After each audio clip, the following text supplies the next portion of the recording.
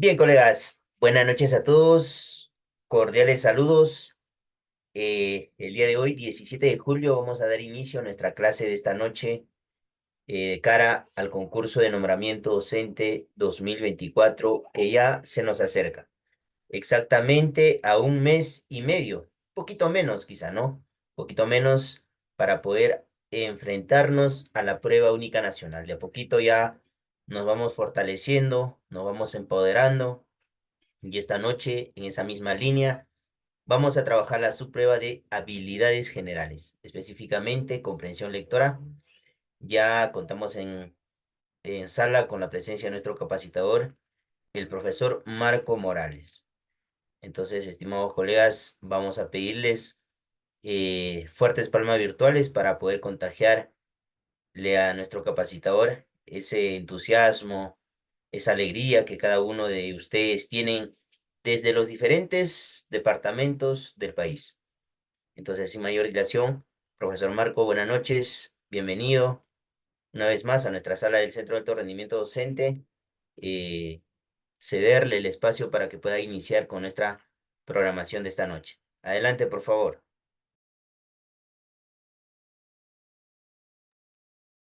Bien, maestro, muy buenas noches. Maestros y maestras, tengan también muy buenas noches. Feliz y contento de estar nuevamente con ustedes para seguir desarrollando las capacidades cognitivas respecto a comprensión lectora. Eh, bueno, espero que todos tengan ya el material para empezar a trabajar. Se compartió ya, en este caso los materiales. Y seguimos enfatizando, seguimos trabajando el tema de los tipos de preguntas. Ya, es muy importante tener en cuenta que tenemos que conocer los tipos de preguntas, ¿no? Las preguntas de jerarquía textual respecto a la idea principal, tema central, síntesis o resumen también. Respecto a al otro tipo de pregunta, viene a ser las preguntas de traducción, cuando nos preguntan respecto a una palabra o una frase, qué significa dicha palabra o frase, ¿ya?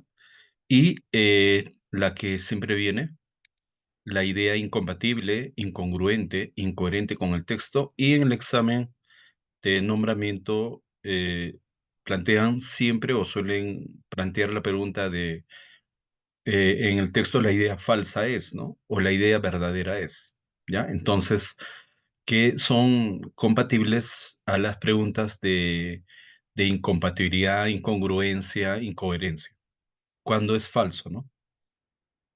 Bien, y luego vienen las preguntas de inferencia, las preguntas de deducción, o que también se denomina las preguntas de conclusión, ¿ya? Conclusión. Bien, está también las preguntas de extrapolación, es una pregunta de inferencia en un nivel superior. Comúnmente inicia con la conjunción condicional sí. Entonces, es la otra pregunta respecto a las preguntas de extrapolación. O sea, en base a la lectura realizada, ¿qué posibilidades se podría plantear respecto a la idea ya planteada en otros espacios, contextos posibles, ¿no? Entonces, es eso lo que vamos a tratar en esta primera parte y vamos a iniciar entonces, ¿ya? Muy buenas noches al maestro Walter, a la maestra Heidi. Vamos entonces a dar inicio con esta primera parte. La primera parte es una lectura rápida, ¿no? Vemos que la primera lectura es una lectura de formato continuo, ¿sí? Y vemos que incluye una cita en inglés, entonces hay que tener en cuenta también eso, ¿no? La cita en inglés. Bien, ¿qué más? Dice acá movimiento eugenésico. eh, vamos a suponer que no sabemos que es un movimiento eugenésico, ¿no? ¿Ya? Entonces, nunca debe eso atemorizarnos porque muchas veces ese mismo concepto que nos parece complicado está en el propio texto, así que no hay que asustarnos, está ya en el propio texto. Ya sé que hay que emprender la lectura analítica nada más. Bien, ¿qué más observamos? Me parece que es un texto expositivo, ¿ya? Dado a que presenta fechas, o podría ser un texto argumentativo también, ¿no? ¿Ya? Bien, el término eugenesia, el hecho que empiece de esa manera, los eugenistas incurrieron, pareciera ser un movimiento cuando dice eugenistas, como que son un conjunto de adeptos o seguidores a una corriente o un movimiento que se persigue en base a un conjunto de principios. Me parece que acá hay seguidores y entonces hay que también tener en cuenta la lectura en esa dimensión. Bien, bien, entonces, realizada la lectura exploratoria, vamos entonces a iniciar con la lectura analítica, ¿ya? Con la lectura analítica. Bien, la lectura analítica, saben ustedes, ¿ya? Se hace de unidad informativa en unidad informativa. En consecuencia, tenemos que nosotros hacer un análisis riguroso a cada una de las partes porque reiteramos en sentido que la lectura analítica nos va a permitir a nosotros estar al tanto respecto a las preguntas donde tenemos que ir a las alternativas y estas tienen que ser analizadas ya rigurosamente y eso nos lo permite, ¿qué cosa? Nos lo permite la lectura analítica. ¿Ya? La lectura analítica nos permite a nosotros eh, entrar incluso al rigor de las posibilidades, ¿no? Bien, entonces empezamos. El movimiento eugenésico tuvo su origen en las ideas del científico inglés Francis Galton.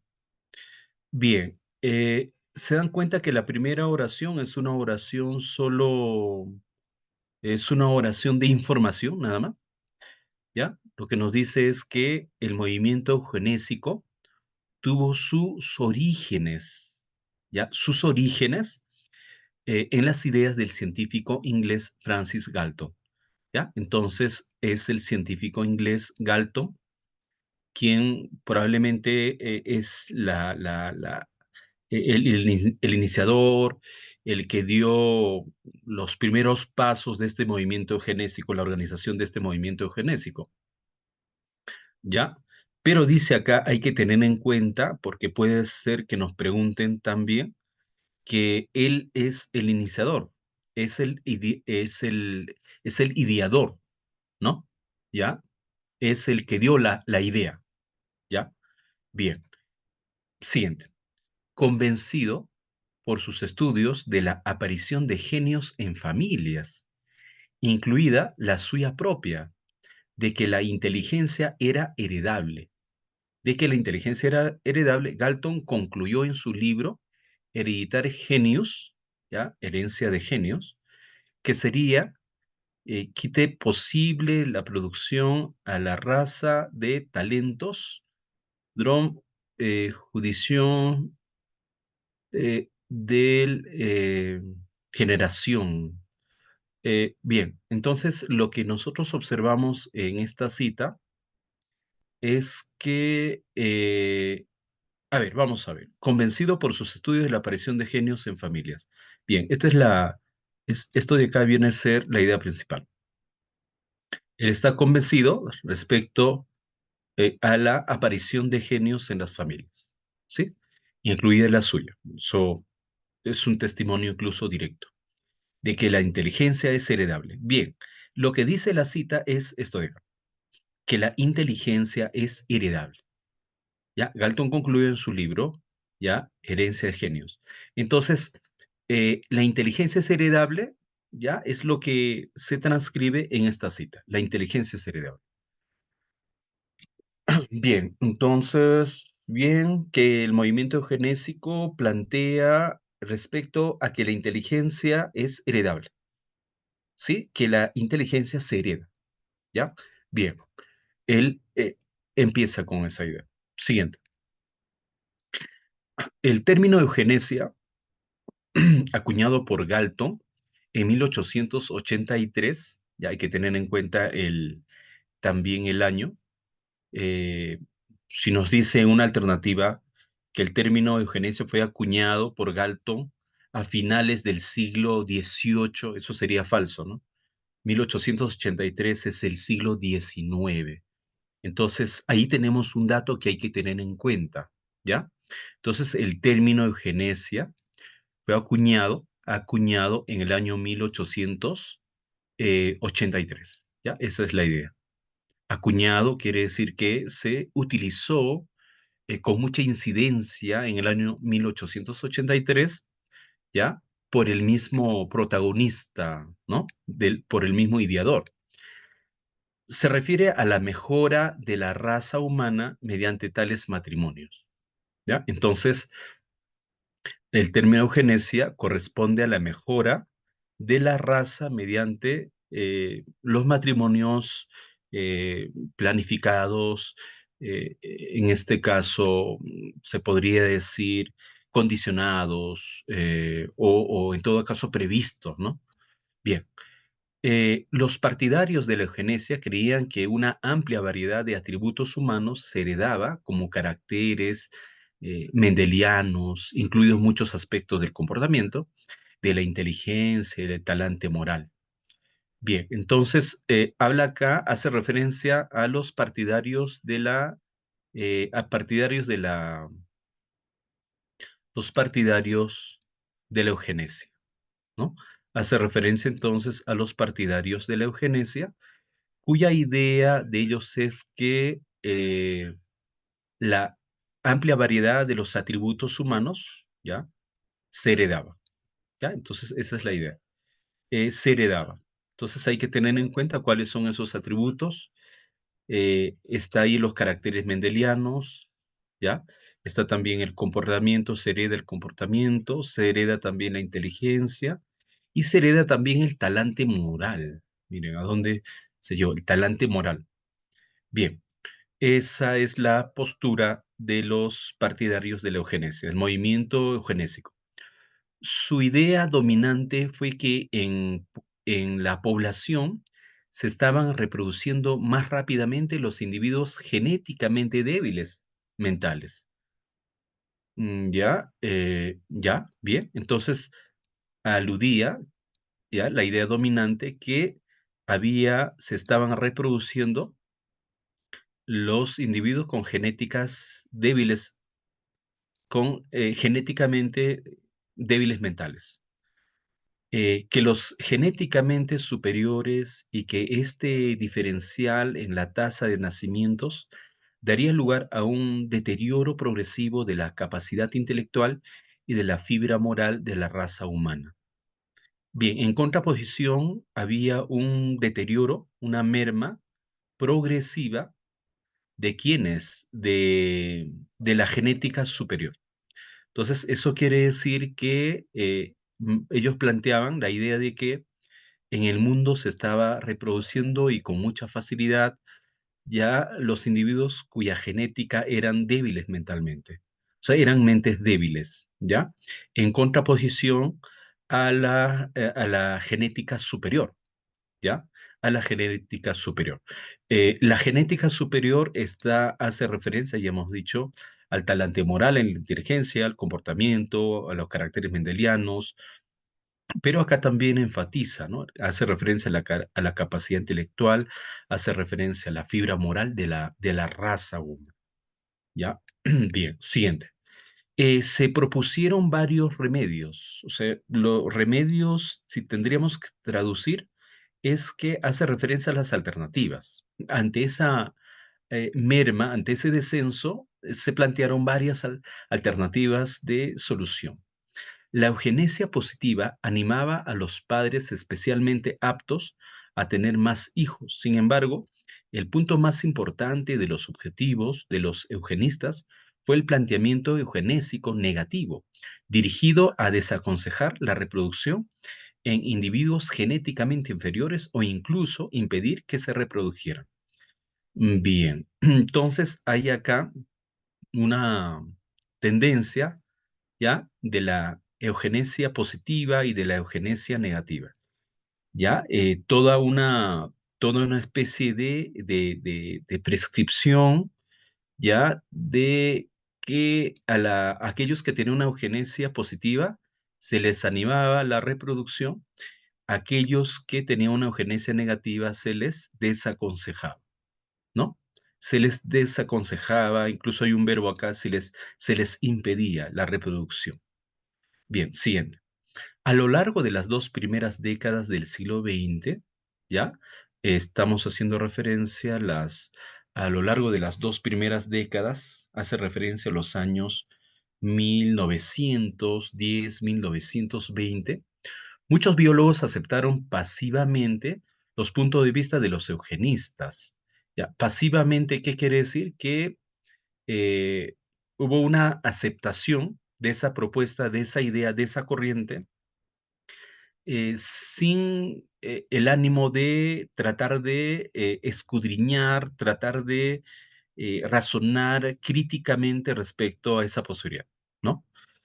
Pero hacia 1930 hay un pero acá, ¿ya? Entonces, quiere decir que a finales, a las primeras décadas del siglo XX, ya se aceptaron pasivamente, pero hacia 1930 las críticas incidían en que los objetivos del movimiento eugenésico estaban determinados más por racismo, prejuicio de clase y sentimientos anti-inmigrantes que por razones científicas.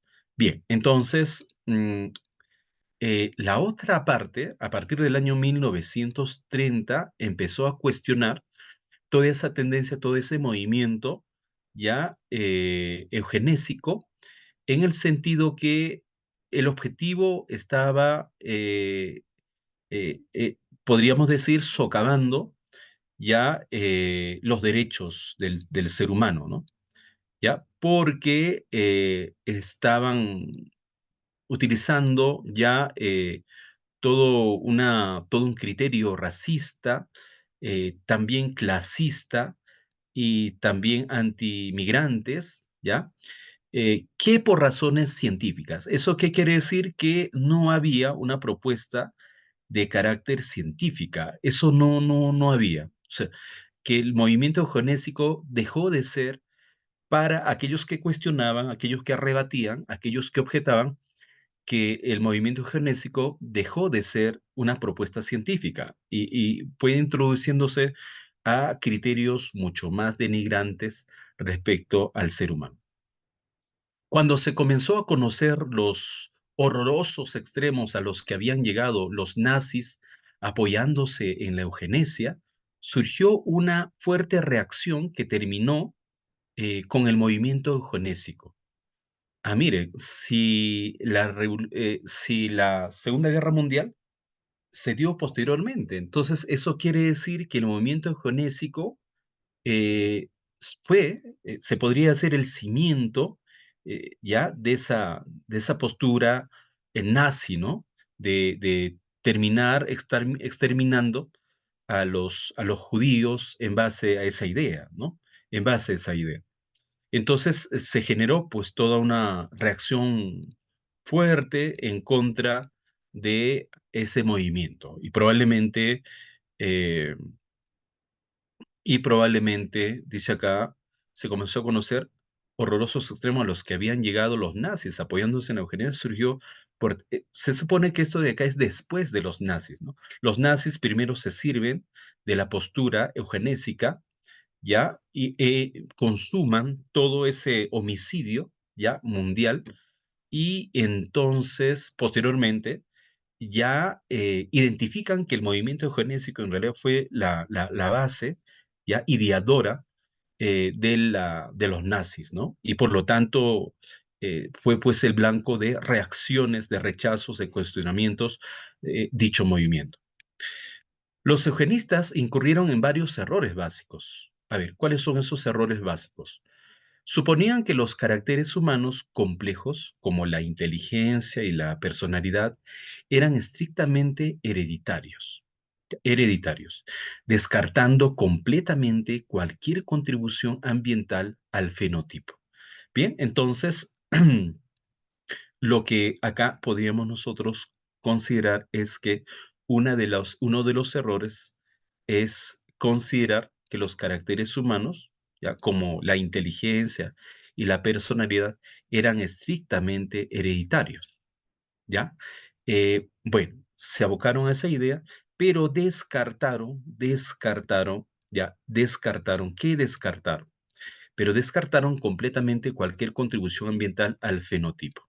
¿Eso qué quiere decir? Eso quiere decir que ellos se fueron más al tema de la herencia, de la genética y no a la influencia del factor ambiental. ¿No? Del factor ambiental. Eso es uno de los errores. Se podría decir que incluso el autor podría ser un naturalista, ¿no? Un ambientalista.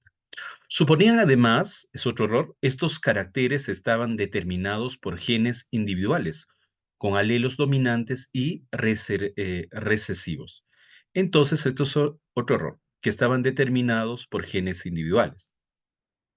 Esta creencia persistió a pesar de que la investigación demostraba que múltiples genes contribuían a muchos fenotipos. Ya se todavía persistió.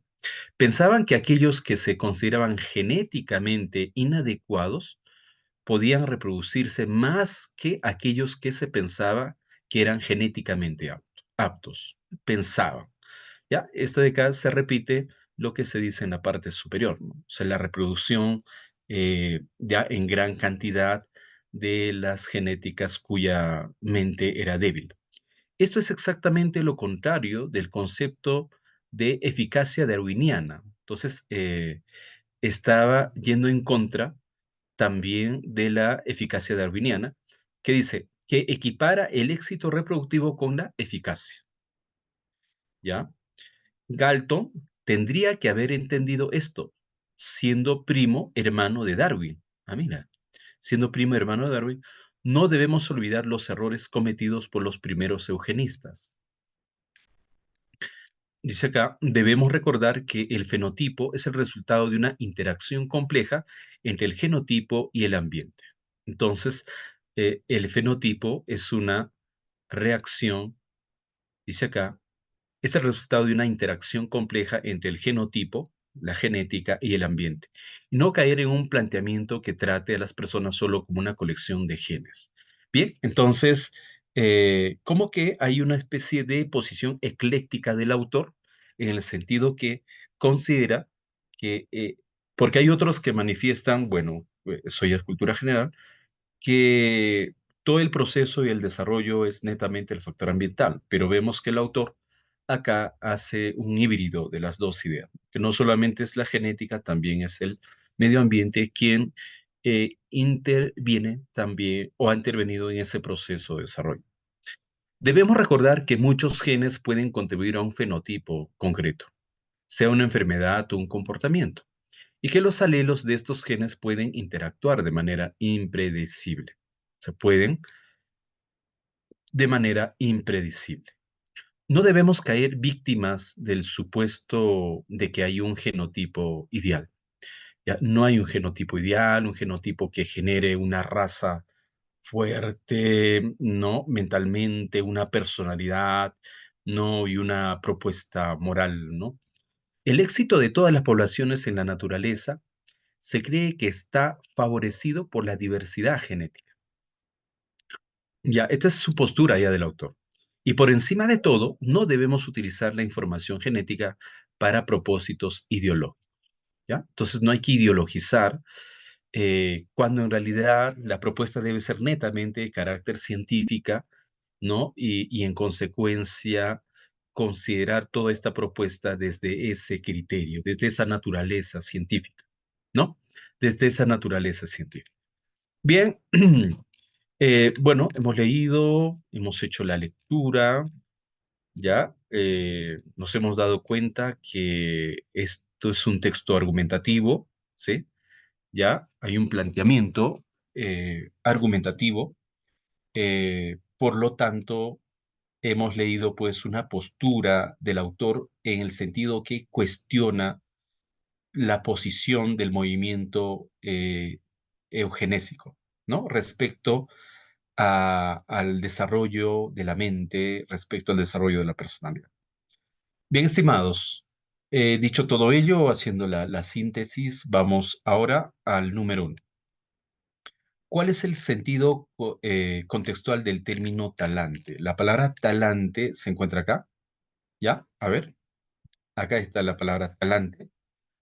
Dice acá, humanos se heredaban como caracteres mendelianos, incluidos muchos aspectos, comportamiento, o sea, la raza excepcional, o sea, tenía todos estos atributos, ¿no? De la inteligencia y talante moral. Y talante moral. Entonces, la palabra talante moral, ¿ya? Término talante se refiere a qué? A historia, a carácter, a origen o a perfección. ¿Qué dicen ustedes? Talante moral. Historia moral, carácter moral, origen moral o perfección moral. ¿Qué dice? A ver, vamos, ya empezaron las respuestas. Ya iniciaron las respuestas. Bien, correcto, correcto. Bien, bien amigos. Ahí está. Estamos ya bien perfiladitos. Entonces la respuesta viene a ser la B. Correcto, Eulalia, correcto, Yesenia, Santosa, Humbert, Ulbert, ¿no? Elsa, Doris, Chamilet, Edson, Penadillo, Mendoza y muchos maestros más sí han dado con la respuesta. La respuesta viene a ser carácter. Excelente. Bien, pregunta de traducción, ¿verdad? Siguen las respuestas, la B es la respuesta. Bien, vamos ahora a la pregunta número 2. ¿Cuál es el tema central del texto? ¿Qué dicen ustedes? A ver, el carácter hereditario de la inteligencia humana. De eso trata el texto, el carácter hereditario. El texto trata de la gran aceptación del movimiento eugenésico. El texto trata del vertiginoso desarrollo de los estudios genéticos. O el texto trata de la debacle, de la caída del movimiento de la eugenesia. ¿Ya? Bien. A ver, vamos. Sus respuestas. Sus respuestas, amigos. Vamos. 110 maestros. Vamos. ¿Cuál es su respuesta? Bien, empezaron los colegas con su respuesta. Uno dice la A, la B. Ojo, a ver, captemos bien de qué trata el texto centralmente. De qué, a ver, a ver.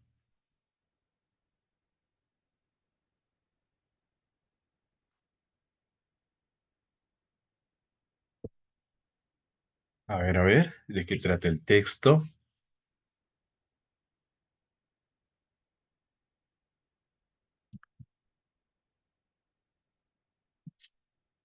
Jaime dice la D, cambió.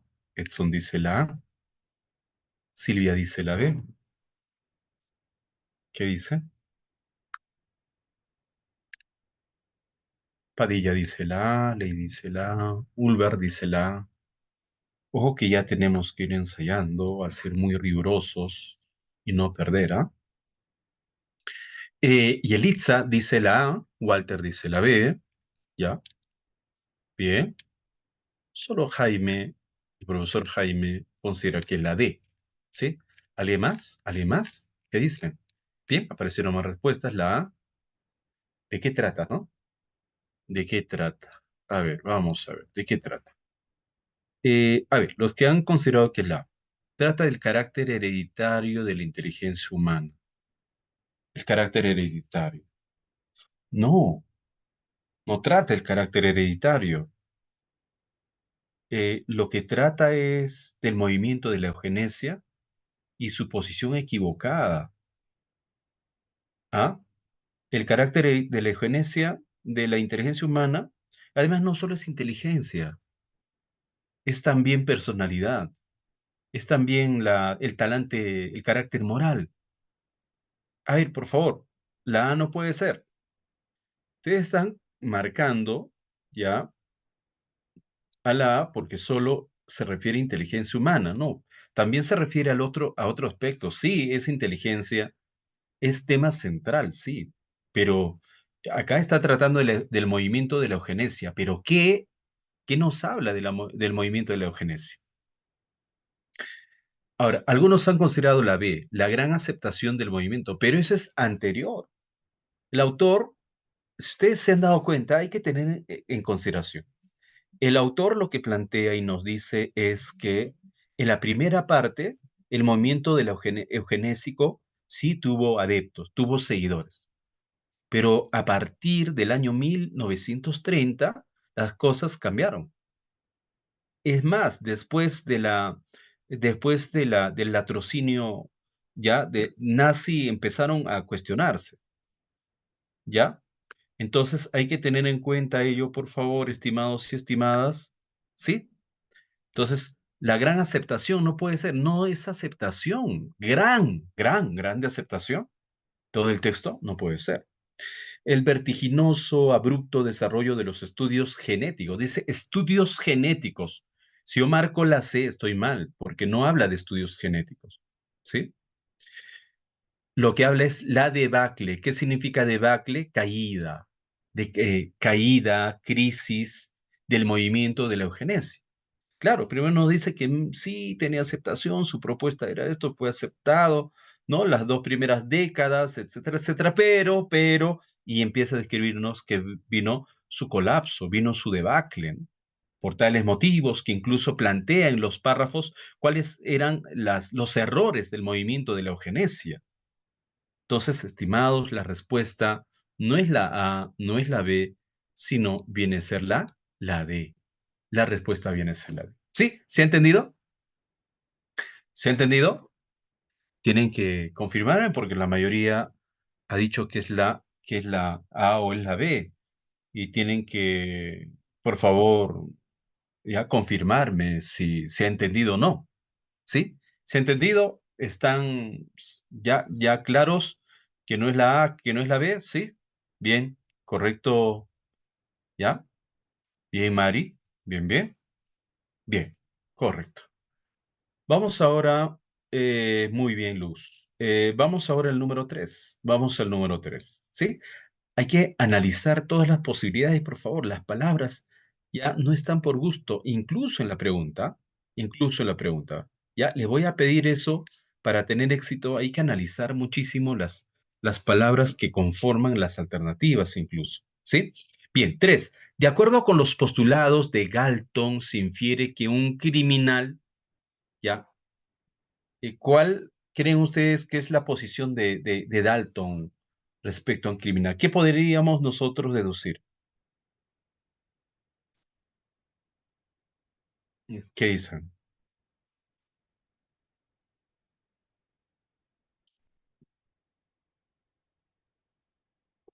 ¿Y? Ya empiezan las respuestas.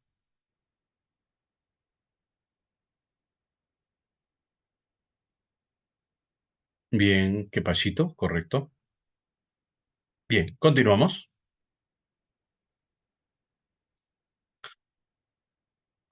A ver, de acuerdo con los postulados de Galton, se infiere que un criminal es mucho más fértil que un débil mental. A ver, ustedes primero, quiero que me analicen todo, ¿eh?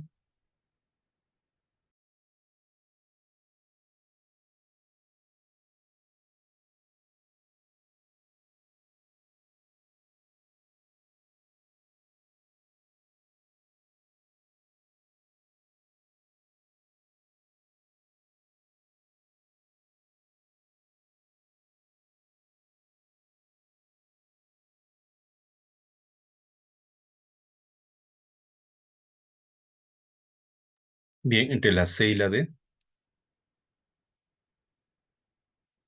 Entre la C y la D, ¿no? Ya, bien. Con los postulados de Galton se infiere que un criminal hace referencia al criminal, ¿no? Como dice, si se hereda ese comportamiento, seguirá con ese comportamiento. Herencia. David, dice también la C. Bien, veamos. Dice acá, quedaría esterilizado por la naturaleza. No, se ha marcado la C, Yamile, David. ¿Cómo vas a marcar? Que según Galton quedarían esterilizados. O sea, ya no tendrían la capacidad de reproducirse. Ahora, se infiere que un criminal, el criminal, ya, si es hereditario, ese es el postulado de Galton, se hereda, ya, de tal palo, tal astilla, listo, eso es, ya, entonces, quedaría esterilizado no puede ser. Tendría una prole, o sea, prole quiere decir propensa a delinquir, prole es progenie, es descendencia. Propensa a delinquir, la respuesta sería esa, ¿no? La D, ¿ya? Porque es herencia, ese es el postulado de Galton, ¿ya? El primo de Darwin, ¿sí? Bien, siguiente, pasamos ahora. Con respecto al movimiento genésico, es incompatible sostener que, ahí está. Si hemos analizado, hemos estado atentos al análisis, vamos a ir con la respuesta. ¿Qué dice? Con respecto al movimiento genésico, es incompatible sostener que, o sea, no se relaciona.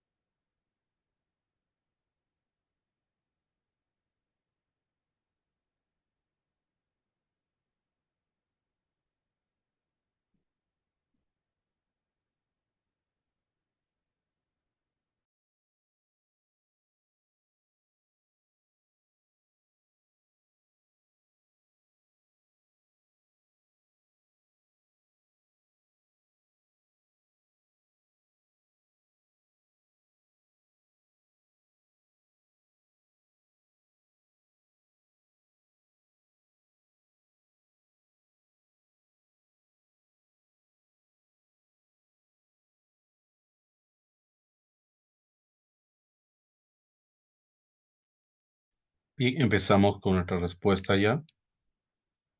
La 3 era la D. 4.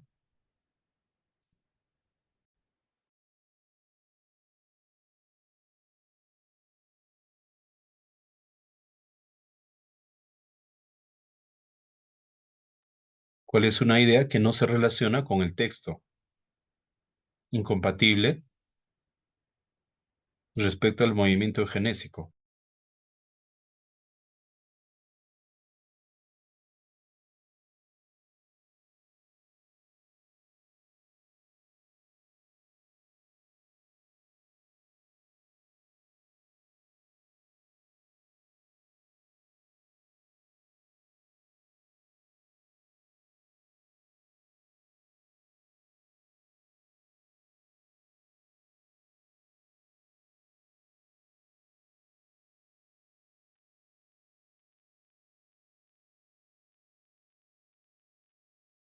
Entre la B y la C, ¿no?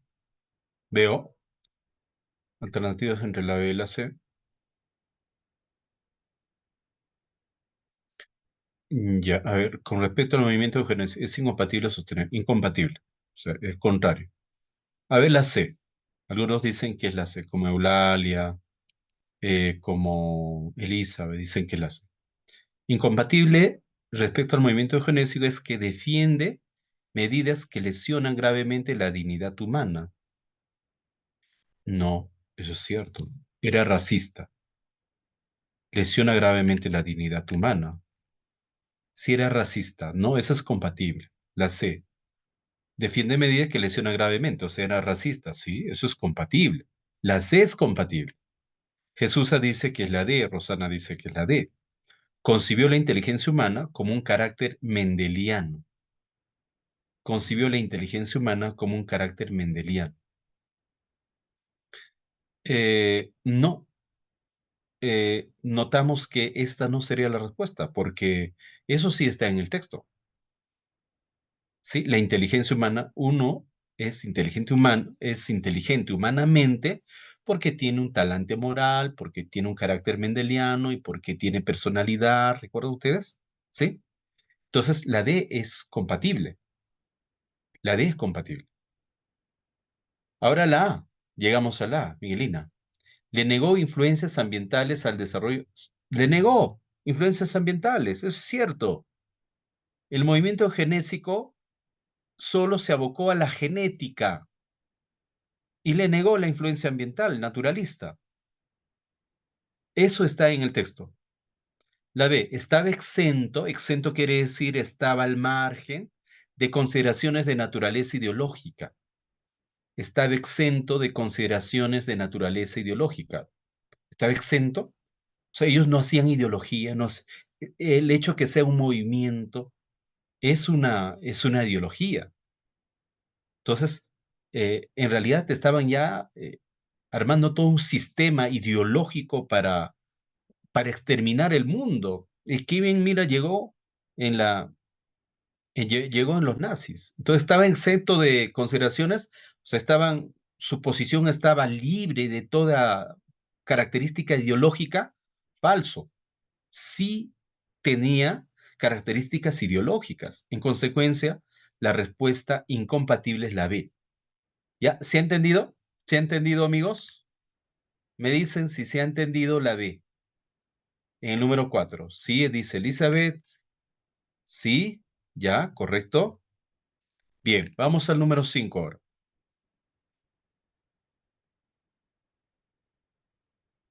Al número 5.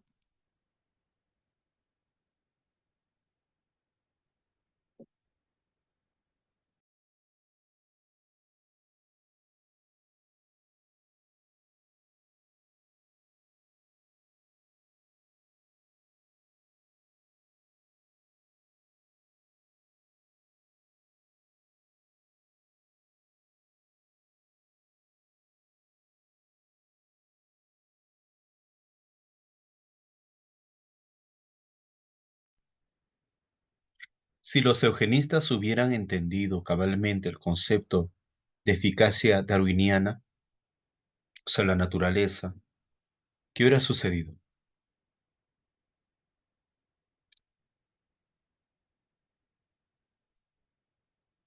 A ver, si los eugenistas hubieran entendido cabalmente el concepto de eficacia darwiniana, y eso está acá, ¿no? Pues siempre lo que se hace es regresar y hacer una lectura rápida, ¿no? Ya, acá, en esta parte, ya, dice acá.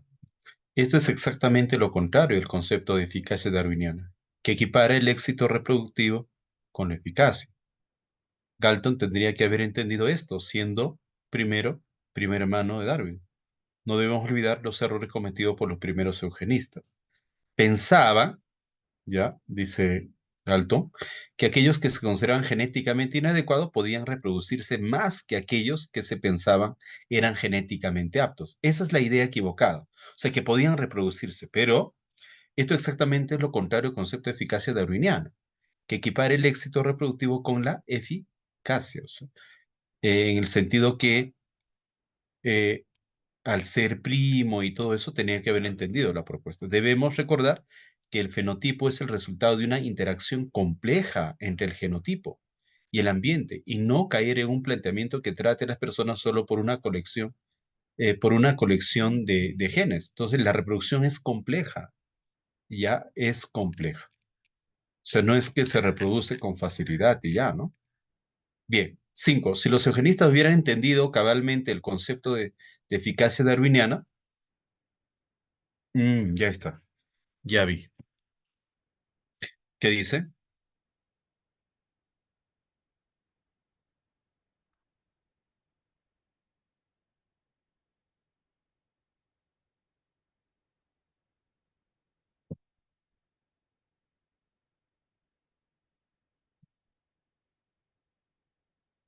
No se habrían opuesto a los matrimonios entre débiles mentales. No necesariamente es eso, ¿ah? Esa idea no está ahí, pues, en el de Darwin. Tienen que chequear. Esa idea de matrimonio está arriba. Cuando dice que los matrimonios tenían que ser intencionados, ¿no? ¿Para qué? Para que se buscara, pues, razas supuestamente para ellos, razas mejores. Claro, Yesenia, Mendoza, bien Edson. Claro, no habían creído en posible la proliferación, porque Darwin consideraba que la reproducción es compleja. Entonces, la respuesta sería la C. Bien, Charlie, bien, Goya. La respuesta viene a ser la C. Bien, ¿qué hemos aprendido en este texto número uno? Hemos aprendido que de pronto se originó en el proceso ya de la cultura humana, de la sabiduría humana, una propuesta respecto a que las mentes humanas ya también constituían pues todo un producto genético, ¿no? Miren, una propuesta ya un tanto paradójica, ¿no? Pero que fue en el proceso, fue bueno, se fue descartando dichas posturas, ¿no? Extremistas. Bien, vamos ahora al texto número 2, ya, el texto número 2. Bien, empezamos entonces con el texto número 2. Vemos acá, a ver, un estudio publicado sugiere que la domesticación de perro ocurrió en Europa hace referencia, creo, a la domesticación de perros, que más es también elemento clave en la domesticación. Sigue hablando de la domesticación. El primer estudio dirigido por Krishna Veramaj eh, ha secuenciado los genomas de un perro. Habla más o menos de la evolución genética de los perros. El síndrome de William Burey en los humanos, un trastorno genético poco común, tiene características hipersociales como, y hay citas en inglés. Bien. El tercer estudio desarrollado por científicos del Instituto Max Planck de Antropología Evolutiva de Leipzig y de la Universidad Friedrich Schiller en Jena se ha centrado en el estudio de los cráneos y los dientes de perros de raza. Miren, perros de raza. Bien, entonces nos hemos dado cuenta que el texto va a tratar respecto a el origen, me parece, evolutivo de los perros de raza, ¿no? Va a tratar respecto a los perros de raza. Bien, correcto. Vamos a empezar entonces el texto número 2. Un estudio publicado en Nature Communication, ya publicado ya en una fuente, sugiere que la domesticación del perro ocurrió en Europa, ya ocurrió en Europa hace 20.000 y 40.000 años. ¿Ya? En Europa hace 20.000 y 40.000 años, ¿sí? Entonces, mira, hace 2.000 años recién Cristo nos dejó y el perro, los canes, los amigos, ¿ya? Eh, y eso es la domesticación. La domesticación del perro ocurrió hace 20.000 años o 40.000 años, entre 20.000 y 40.000 años, así que no hay una data exacta. Y que a finales del Neolítico, la población europea de perros no fue reemplazada por otra domesticada independientemente en el este de Asia. Bien, bien, entonces vamos a ir ya destacando ideas. Lo que nos habla es la domesticación del perro. En Europa exactamente se dio entre 20.000 y 40.000 años. Eso no tiene nada que ver en América o en Asia. Y a finales del Neolítico, la población europea de perros no fue reemplazada por otra domesticada independientemente en el este de Asia. Entonces, en el este de Asia viene a ser otro espacio de domesticación difiere ya con ese proceso de domesticación en Europa, según en este caso científicos, probablemente. Como han propuesto algunos estudios previos. Mira, ya, esto es una idea secundaria que hay que tener en cuenta acá, como han propuesto algunos estudios. Entonces, ¿qué han propuesto? Ya que la población europea de perros no fue reemplazada por otra domesticada independientemente en el este de Asia. Ya no fue reemplazada. Eso hay que entender, hay que destacar esa idea, ya, por otra domesticada independientemente en el este de Asia. No fue reemplazada. Bien, siguiente. La segunda investigación publicada en Science Advance, avance científico, demuestra que eh, dice, demuestra que la hipersociabilidad, ya, demuestra que la hipersociabilidad, una característica conspicua, destacada, conspicua significa sobresaliente, del síndrome de William-Barré, es también un elemento clave en la domesticación, que diferencia a los perros de los lobos. Ya, publicada en, demuestra que la hipersociabilidad, una característica sobresaliente en el síndrome de William-Barré, es también un elemento clave en la domesticación. Ya esa naturaleza de domesticarse, ¿ya? Eh, es clave en ese proceso de ir adecuándose al hombre, ¿ya? Respecto a los lobos, ¿sí? Quiere decir que los lobos son más antigregarios, son más ariscos respecto a los perros, ¿no? Por naturaleza. Es decir, los investigadores han encontrado un importante componente genético, ¿ya? Entonces, el hecho que los lobos sean distintos a los perros es en realidad un factor genético que forma la personalidad del animal y que influyó en el proceso de domesticación del lobo salvaje al perro manso. Ahí está. Entonces es un factor genético el hecho de tener esa naturaleza. El tercer estudio publicado en Stein Report revela un hecho curioso. Las razas de perro sin pelo difieren de otros perros no solo porque carecen de pelaje, sino también en el número y en la naturaleza de sus dientes. Ya, pero bueno, eso es un asunto anatómico, ya, respecto a, a la raza de perros sin pelo y con pelo. Estos hallazgos morfológicos están asociados a una variación del gen FOX13. El primer estudio dirigido por Krishna Beram de la Universidad de Estonia, Nueva York, ha secuenciado los genomas de un perro de comienzos del Neolítico y otro de finales del mismo periodo cuyos restos fueron hallados en Alemania, en el sitio arqueológico de Herschel y en la cueva de Cerezo, respectivamente. Afirman los autores del estudio. Mm, ¿Qué podrían decir? Cuando hace referencia acá al primer estudio, ya, eso sí, hay que tener en cuenta, hace referencia a esta propuesta, ¿no? Ya que no reemplazan por otra domesticada que son distintos, ¿ya? Entonces hay que tener en cuenta ello al momento de analizar. Afirman los autores del estudio, Europa, por tanto, ha sido crucial en la evolución del perro, acogiendo los restos indiscutibles más antiguos del Paleolítico y convirtiéndose en el centro de la creación de raza de perro.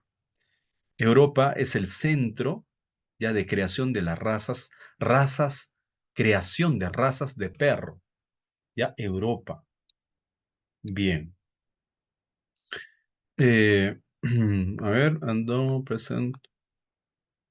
Eh, Importancia, eh, Europa, modernidad. Entonces, es esto de acá lo que está mencionando, ya que Europa constituye ya el centro de ese proceso de desarrollo, evolución de las razas de perro.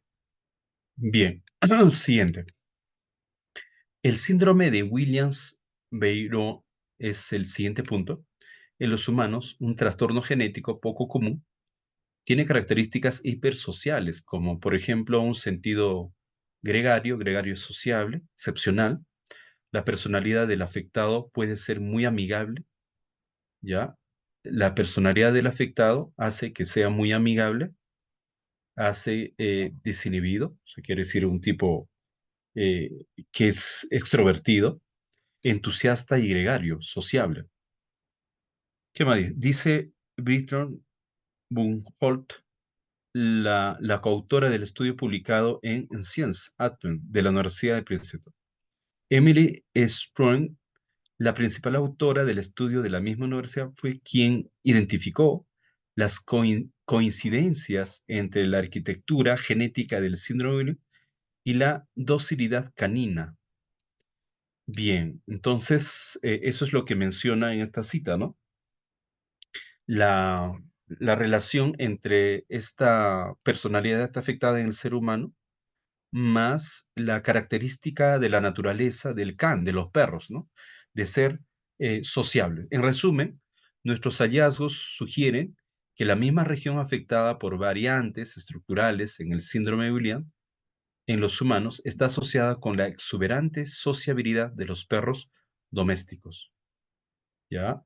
Exuberante. Exuberante quiere decir que en esas zonas donde se nota la presencia del síndrome en los seres humanos, también se nota la exuberante. Exuberante quiere decir que hay buena cantidad de perros domésticos que fueron probablemente domesticados, dado su naturaleza gregaria. Concluye el estudio. Es decir, los perros, a diferencia de los lobos, tienen una condición genética que pueden traducirse en una motivación exagerada por buscar el contacto social.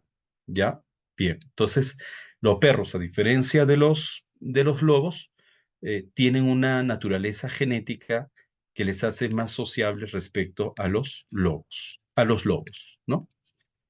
Ahora viene el tercer estudio. Recuerden que los párrafos posteriores al primer párrafo, lo que se está haciendo es detallar, ¿no? El tercer estudio publicado revela un hecho curioso. Las razas de perros sin pelo difieren. Las razas de perros sin pelo difieren de otros perros no solo porque carecen de pelaje, sino también en el número y la naturaleza de sus dientes, ¿ya? Ese es el aspecto morfológico. A ver, de eso va a tratar acá. El tercer estudio, desarrollado por científicos del Instituto Max Planck de Antropología Evolutiva en Leipzig y de la Universidad Friedrich en Jena, se ha centrado en el estudio de los cráneos y los dientes de perros de raza sin pelo, procedentes de la colección de Philips Museum de la Universidad de Jena. La falta de pelo en razas de perro, como el crestado chino o el solución mexicano, es el resultado de la mutación del gen. Mutación del gen. Bueno, la falta de pelo, ¿ya? En las razas de perro es el resultado de una mutación del gen, que entre otros está implicado en el desarrollo de los dientes, ¿ya? Esta mutación hace que la dentadura sea más ostensible en su desarrollo. Los investigadores han descubierto que los perros sin pelo han perdido casi completamente sus dientes de reemplazo. Entonces hay una contraposición. O sea, a menos pelo, ¿ya? A menos pelo, eh, ¿ya? Hay unos dientes muy protuberantes, ¿sí? Incisivos, caninos y premolares muy evidentes, muy desarrollados. Y sin embargo, los molares están presentes. También resulta destacable que los premolares deciduos y los molares permanentes de los perros sin pelo carecen de cúspides linguales específicas, ¿no? Carecen, hay una carencia, una malformación a lo normal, ¿no? Probablemente esta cita no es más que una confirmación lo que se dice acá. Bien, estimados, entonces hemos leído nosotros acá un texto expositivo. Esto de acá en realidad constituye un texto expositivo de difusión científica, ¿no? ¿Sí? De difusión científica. ¿Ya? Bien. Vamos a la palabra conspicua para que ustedes tengan en cuenta. Ya la palabra conspicua iba por dónde está en negrita o no. No está en negrita. A ver, vamos acá a la palabra conspicua. A ver, tenemos que encontrar, sí o sí, la población europea, perros domésticos independientes del este. La segunda investigación, a ver, demuestra el carácter. Ahí está, la palabra conspicua. La segunda investigación, publicada, demuestra que la hipersociabilidad es una característica conspicua del síndrome de William-Brown. Ya, una característica notable, habíamos dicho, ¿no? Una característica sobresaliente. Ya, una característica sobresaliente. Uy, ya está, creo, la respuesta. ¿Cuál es la respuesta ahí? Uno, la. Solamente para confirmar, ¿cuál es la respuesta, amigos? Una característica conspicua.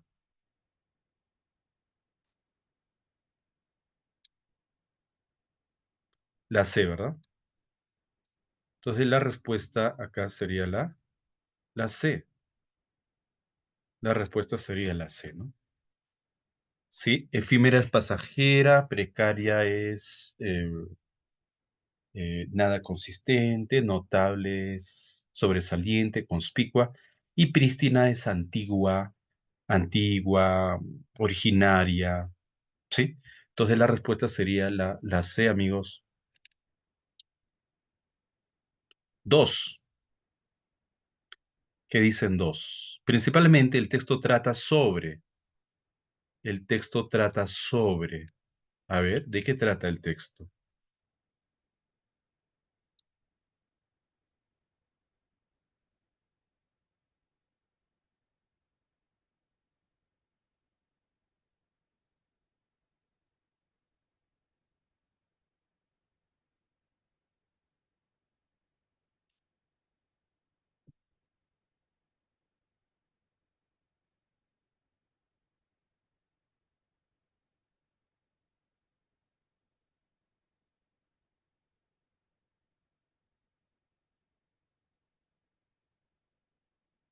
Ahí está. Para que puedan ver los colegas.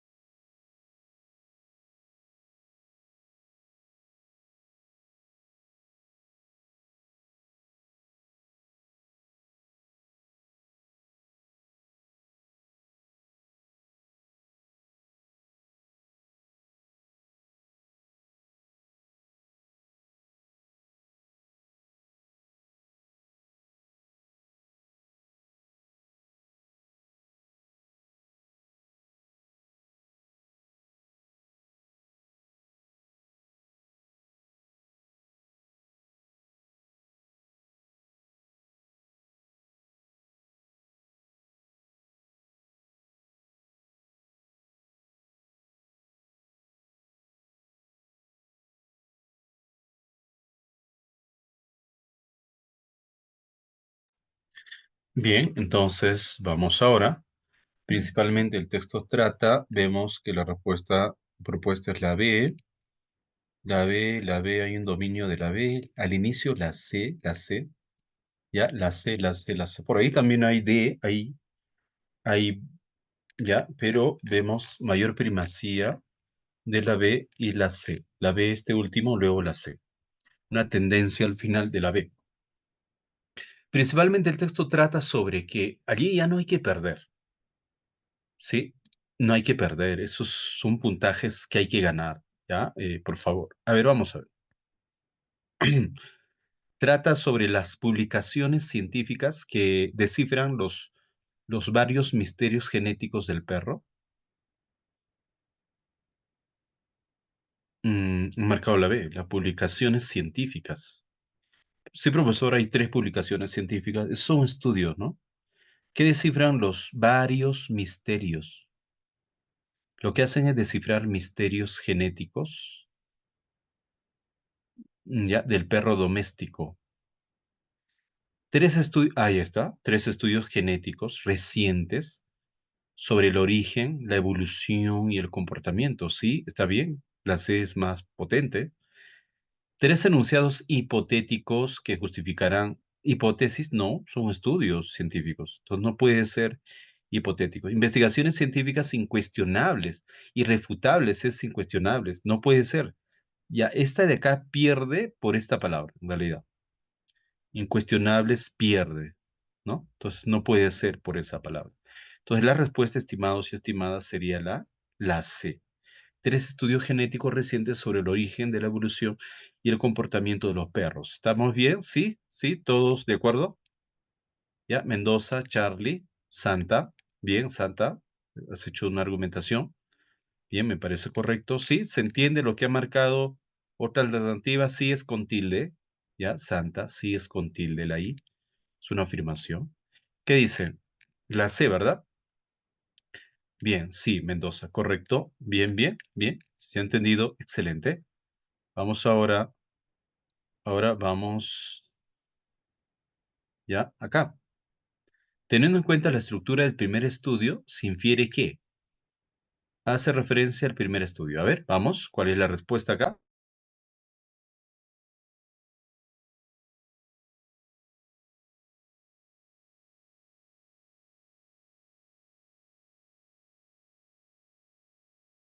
Teniendo en cuenta la estructura del primer estudio, se infiere que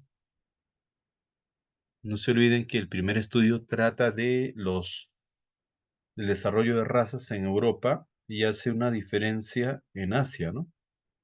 Se está centrado más en esos dos aspectos.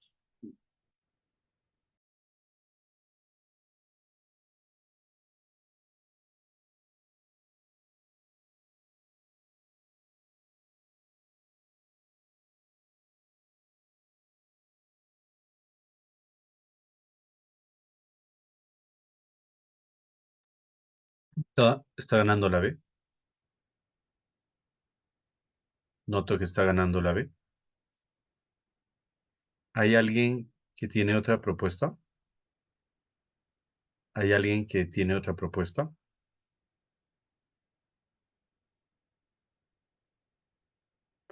Bien, la respuesta vendría a ser va ahí también la C, ¿no? A ver, teniendo en cuenta la estructura del primer estudio, se infiere. El primer estudio lo que trata es cómo es que los perros actuales europeos han tenido todo un pasado de domesticación desarrollada por los propios europeos, ¿no? A ver, la C. La continuidad genética entre los perros de diversos periodos prehistóricos es inviable. No, esto de acá es una opinión ya. La C es una opinión afirmativa. No estamos todavía en esa opinión afirmativa, Jaime. Silvia, Edson, existe un tronco común entre los perros antiguos y los perros efectivamente, esta es la respuesta, ¿ya? Porque Europa ha sido pues el centro de desarrollo de perros de raza a lo largo del tiempo, ¿no? Bien, pasamos ahora al número 4. No se condice con el texto, condice, o sea, no se relaciona, es falsa. Con el texto afirmar que el síndrome de William, ya, a ver, no se relaciona respecto al síndrome de William. A ver,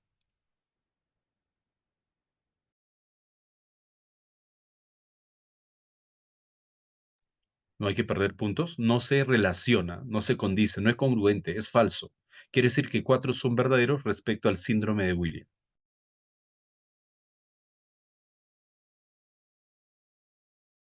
Por ejemplo, la A no hay que, no hay que marcar la A. La A sí es una característica del síndrome de William. Si marcamos la A, estamos.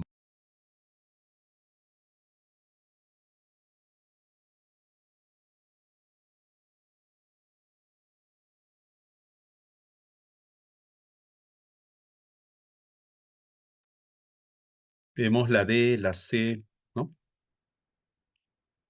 ¿Ya? La D, la C. No, gregario significa social. Podría implicar el impulso gregario humano y canino. No, la D es cierto. La D se relaciona con el síndrome de William. Propuesto, no puede ser la D, estimados. La A y la D se relacionan con el síndrome de William. La C es un trastorno genético muy frecuente en los humanos. El 4, la C, ¿es frecuente? No es frecuente. ¿No? Por eso son trastornos raros, ¿no? ¿Permite distinguir el comportamiento de perros y lobos? Mm, sí, esto de acá nos permite, dado que los perros son semejantes al síndrome de William y los lobos no. Entonces, ¿te permite distinguir el comportamiento? Sí, eso está en el texto. La B, amigos, está en el texto, ¿ya? Entonces, la respuesta vendría a ser la C. ¿Ya? Es un trastorno, perdón, no se dice trastorno, sino es un trastorno genético muy frecuente en los humanos. ¿Ya? Eso no se condice. Frecuente en los humanos no se condice.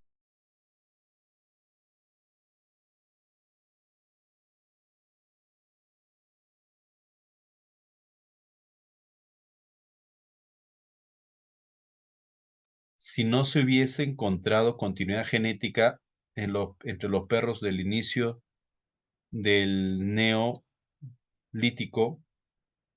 y los del final del neolítico, entonces, a ver,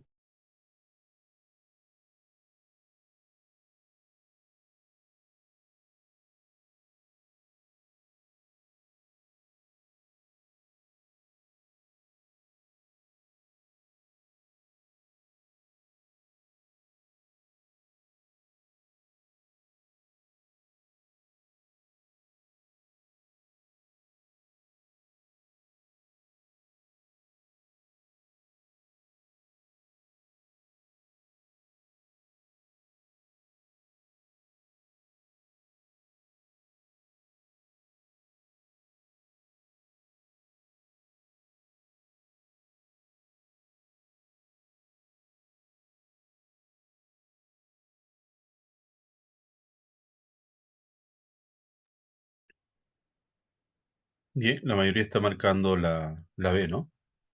La B, la B, la B, la B. Oh, todos van a la B.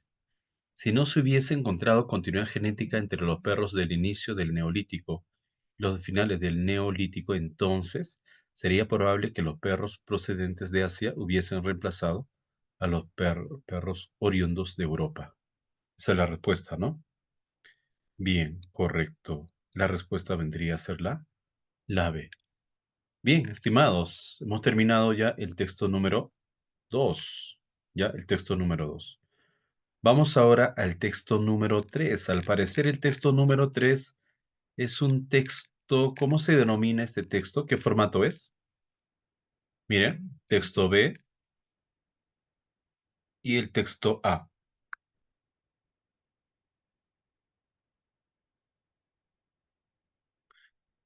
Texto A y texto B. ¿Qué formato es? Cuando tratan respecto a un mismo tema, ya, cada uno argumenta su posición respecto a un tema controversial, ¿no? El texto A, o sea, el autor.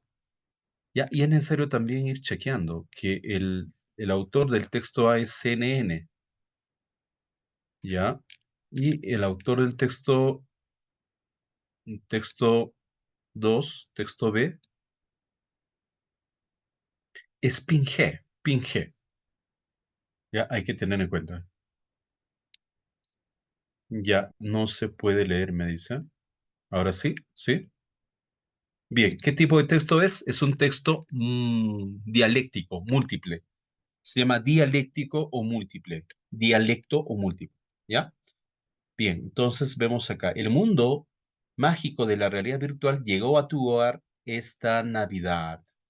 ¿Ya? Marientina Gotzis, profesora de investigación en la División de Medios y Juegos Interactivos de la Universidad del Sur de California, cree que las familias son niños pequeños, deben ser especialmente cautelosas con la realidad virtual.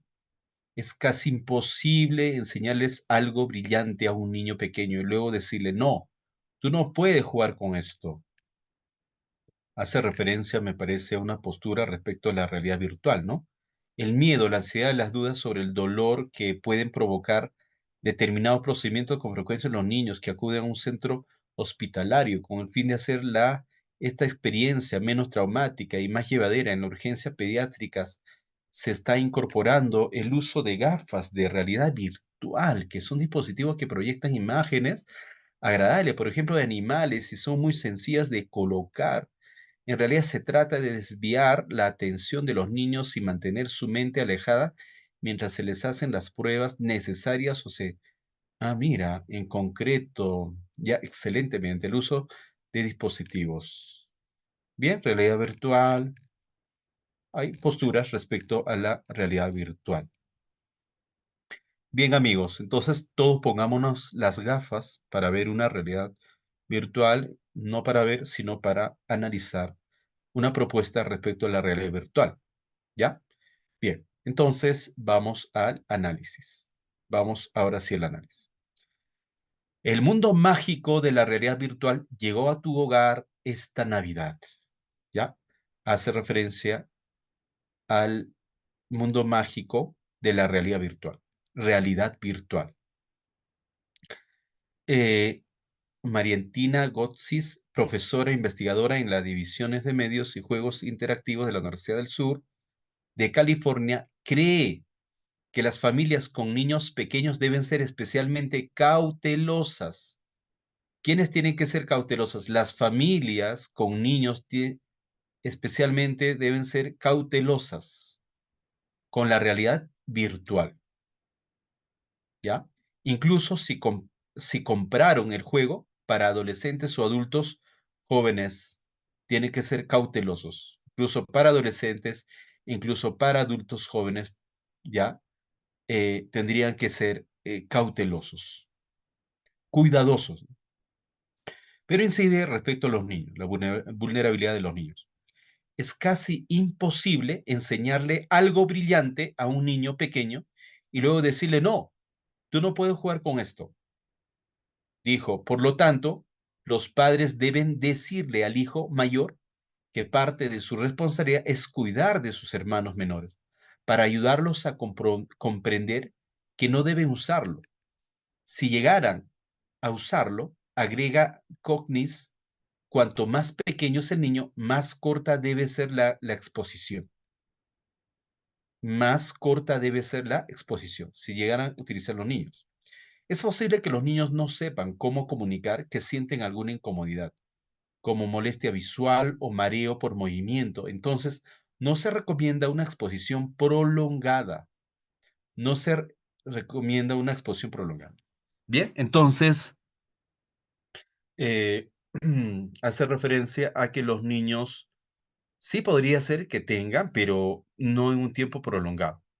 ¿Por qué? Porque pueden por allí, a ver, ¿qué podríamos decir? Pueden por allí pasar por experiencias en el sentido que la realidad virtual los hace generar una visión muy diferente y ellos no puedan comunicar, los niños, ¿no?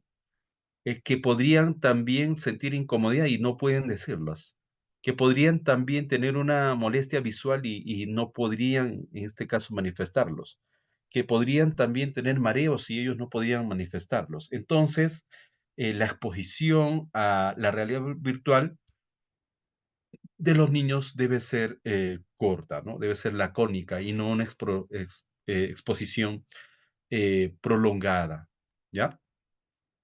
Bien, no me preocupa que los niños usen la realidad virtual. Me preocupa que los niños usen cualquier medio sin supervisión. Eso es lo preocupante, dijo Jeremy Bailon, director del Laboratorio de Interacción Humano-Visual, Stanford. Los padres deben ser cuidadosos, ya activos y participativos, porque el medio es más poderoso que los medios tradicionales. Bien, entonces lo que nos dice acá es que la exposición a los niños ya respecto a la realidad virtual debe tener un cuidado muy mesurado, muy cauteloso especialmente de los mayores, en este caso los padres y los hermanos, ¿no? Bien, ¿y qué nos dice el texto B? El miedo, la ansiedad y las dudas sobre el dolor que pueden provocar determinados procedimientos son frecuentes en los niños que acuden a un centro hospitalario. Ah, mira, el miedo, la ansiedad y las dudas sobre el dolor que pueden provocar determinados procedimientos son frecuentes, que pueden provocar son frecuentes. Ya hace referencia al miedo, ya al miedo, la ansiedad y las dudas sobre el dolor que pueden provocar determinados procedimientos son frecuentes en los niños que acuden a un centro hospitalario, con el fin de hacer esta experiencia menos traumáticas y más llevadera. En las urgencias pediátricas se está incorporando el uso de gafas de realidad virtual, ¿ah?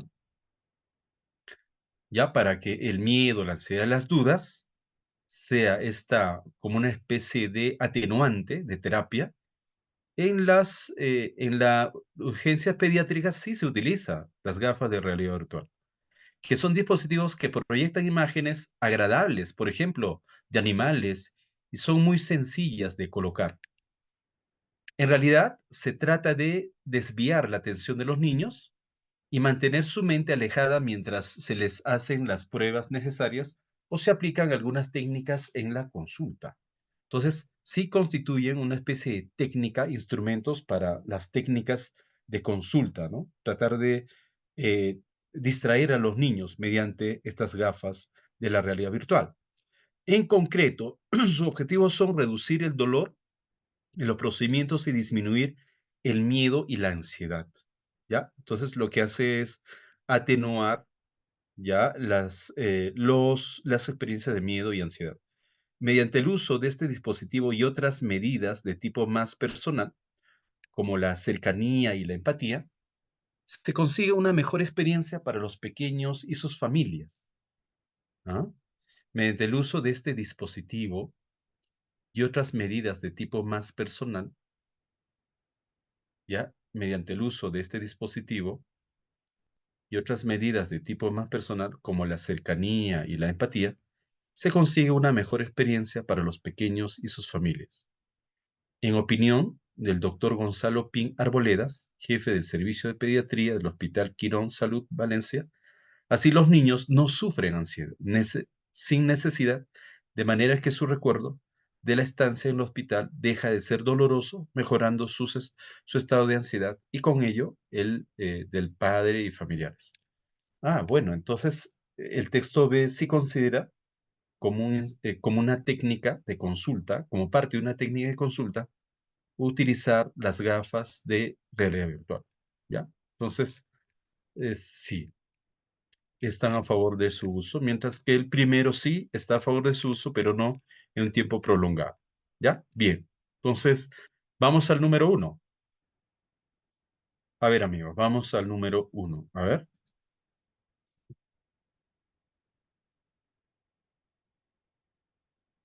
ahí está. Se puede considerar que ambos textos presentan puntos de vista contrarios ¿sobre qué? A ver, presentan un punto de vista contrarios, opuestos ¿sobre qué? Vamos, respuesta.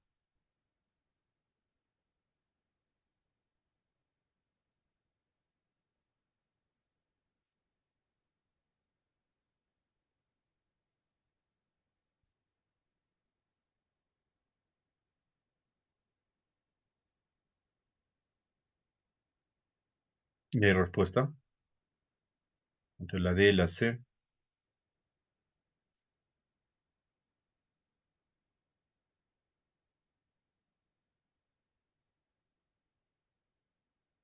Entre la D y la C, ¿no? Ya. Sus puntos de vista son contrarios entre la D y la... Ahora la B. Apareció la B. La D, la B y la C. ¿Sobre qué? ¿Contrarios sobre qué? Sobre las ventajas de la realidad virtual en el ámbito de salud.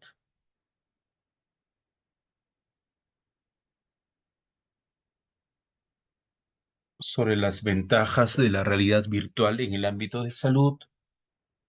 El otro es sobre los mejores tratamientos de salud para niños y adultos.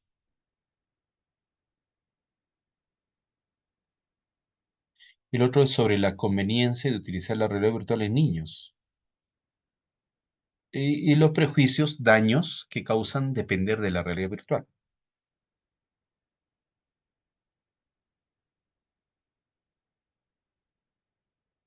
Mm, ambos hablan, cada uno hace referencia a los perjuicios que causa. El texto B no habla de perjuicios, ¿ah?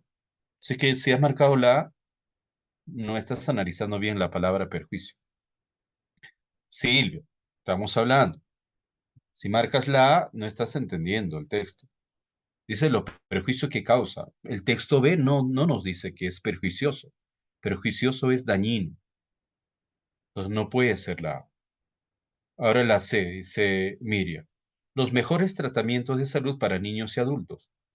Tratamiento es el texto B, Silvia, ¿ya? Pero el texto A no habla de tratamiento, ¿no? La D. Las ventajas de la realidad virtual en el ámbito de salud. Pero la ventaja de la realidad virtual en el ámbito de salud solo es del texto B, amigos. Goya. Solo es el texto B. Miriam.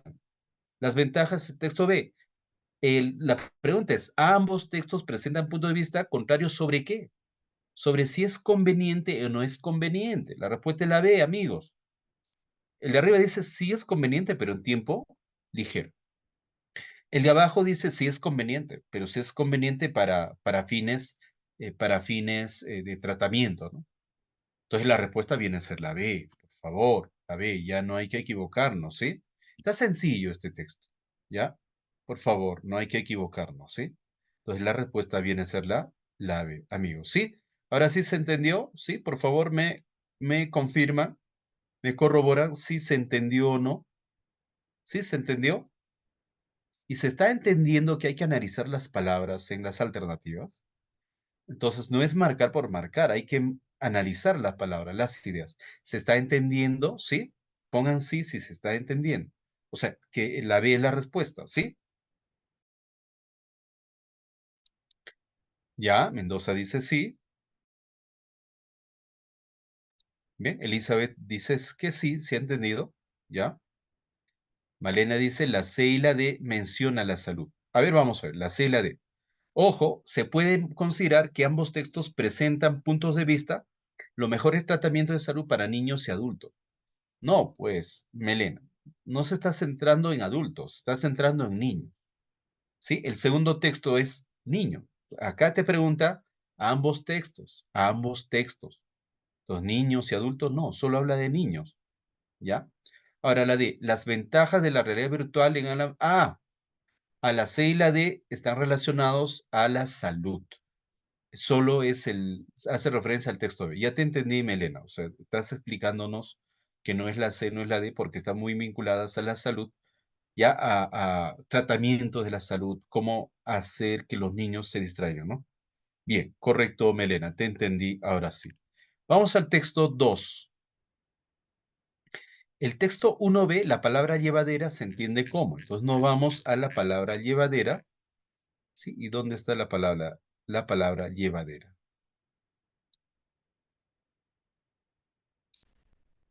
A ver, la palabra llevadera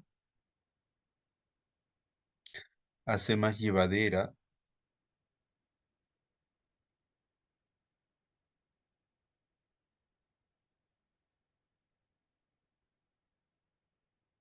A ver,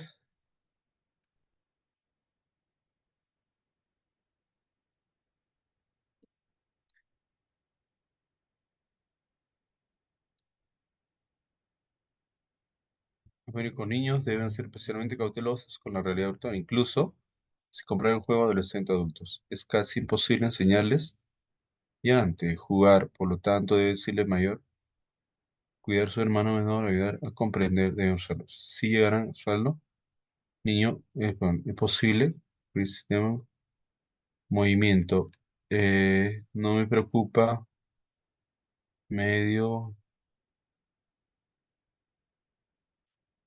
uy, uy,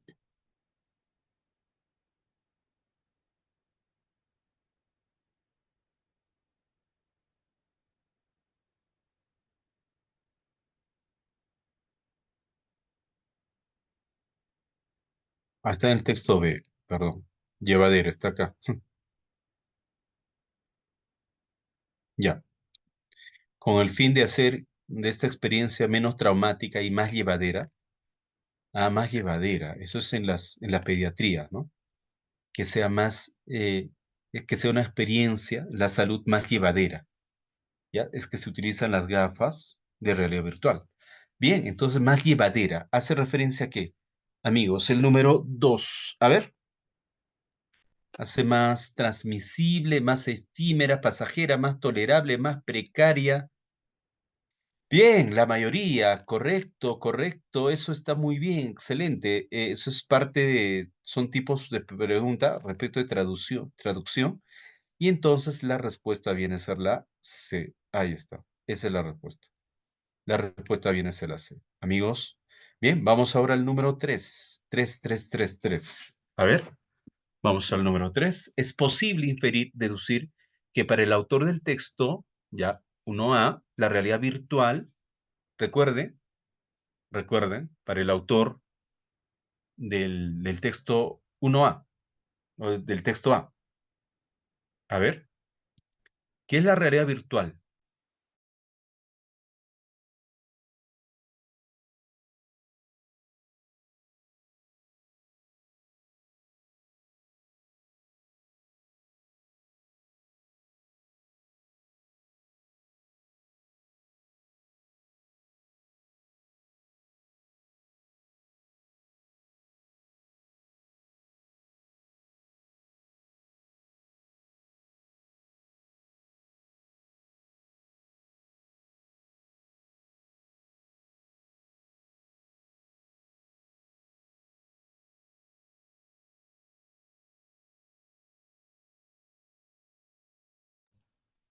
Del texto 1A, la realidad virtual.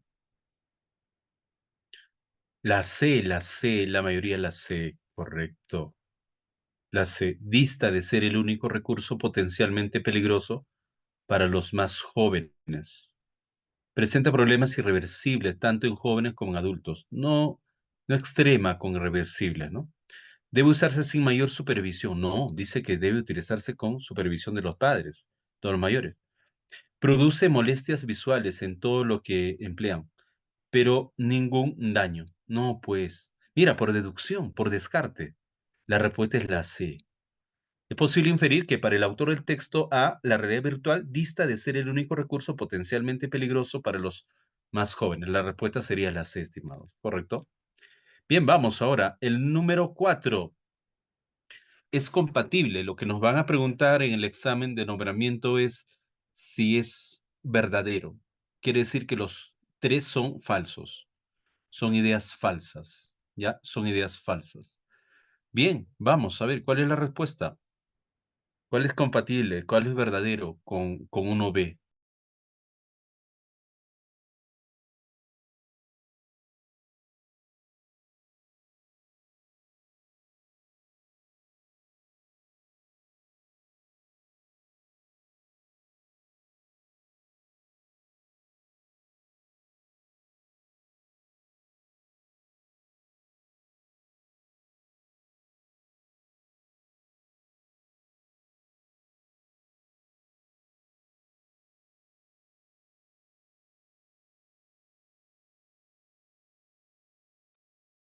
No se olviden que el autor de uno b sí está a favor del uso, pero con fines terapéuticos, pero con fines de distracción, ¿no? Como técnicas de distracción. ¿Ya? Que los niños que acuden a un centro hospitalario y se someten a la realidad virtual, a ver, ¿qué dice? Presentarían síntomas adversos como mareos y visión borrosa. ¿Qué dicen?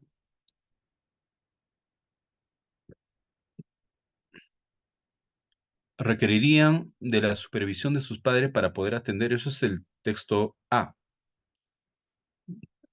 Está marcando la C. Bien. Muestra una menor propensión a sufrir algún efecto traumático. Eso es. ¿Ya? Porque lo que dice es lo contrario. Al contrario, eso les sirve para distraer. ¿Genera incertidumbre, suspicacia, duda en torno al efecto secundario? No, la respuesta sería la C. Estimados, la respuesta entonces sería la C. Vamos ahora al texto número 5. A ver, número 5.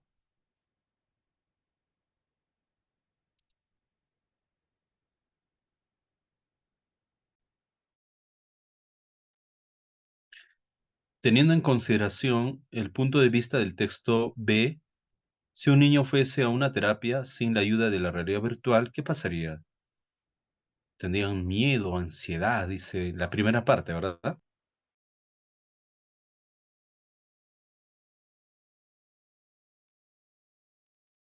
Teniendo en consideración el punto de vista del texto 1B, si un niño fuese a una terapia sin la ayuda de la realidad virtual,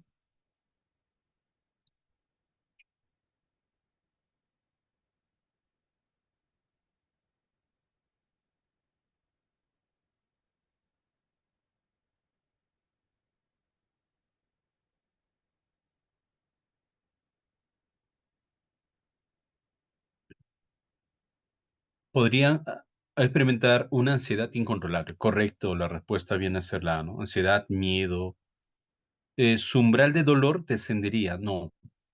Probablemente mostraría un aplomo. Aplomo es equilibrio emocional, ¿ya?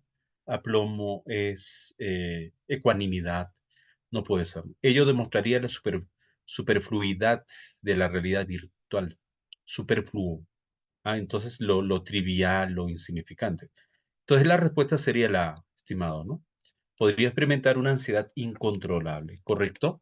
Bien, vamos a terminar ahora con el texto 4. También me parece es un texto continuo, ¿no? Perdón, múltiple o dialéctico. ¿Ya? Esos son textos argumentativos. ¿Ya? Por lo general, el hecho de que no piense en el racismo, ¿ya? En un ratito.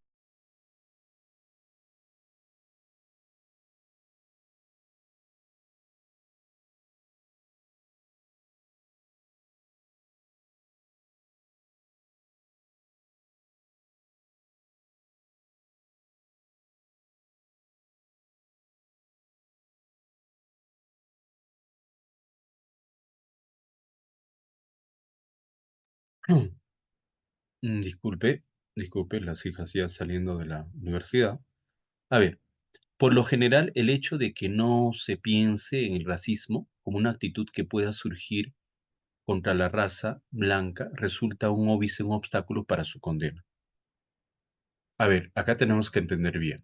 Si no entendemos la primera oración, nos va a ir mal. Por lo general, ya, dice por lo general. El hecho de que no se piense en el racismo como una actitud que pueda surgir contra la raza blanca resulta un obstáculo para su condena. A que también la raza blanca es blanco de, valga la redundancia, de una actitud racista, ya, que puede surgir contra la raza blanca resulta un óbice para su condena. La existencia del racismo antiblanco revela el doble estándar social que impera en algunas comunidades. Se llama racismo antiblanco. Revela, manifiesta el doble estándar social que impera, o sea, quiere decir que es de mayor gravedad. Así, este doble rasero se refiere a que los actos xenófobos de blancos contra negros son duramente condenados, mientras que no sucede lo mismo a la inversa. Bien. Por ejemplo, un caso relacionado con un video que hace unos meses,